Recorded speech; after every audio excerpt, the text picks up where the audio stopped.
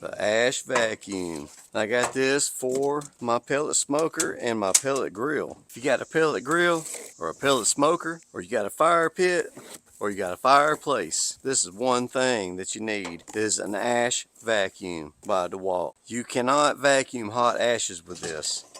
We're gonna put this right here to screw that in. This goes in the end of your hose. This is a pre-filter.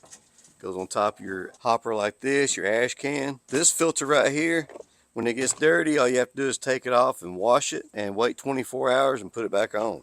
But all it does is just slide on there like that. We're going to put it back down on here. It's like you got a good place to store your hose. Got a handle. Let's go give it a shot with a pellet smoker. Alright, we're going to cut the power on. So are you tired of using your regular shop vac for cleaning the ashes out of your pellet grill and your pellet smoker and your fire pit and your fireplace? Well, Dewalt has an ash vacuum. I got one.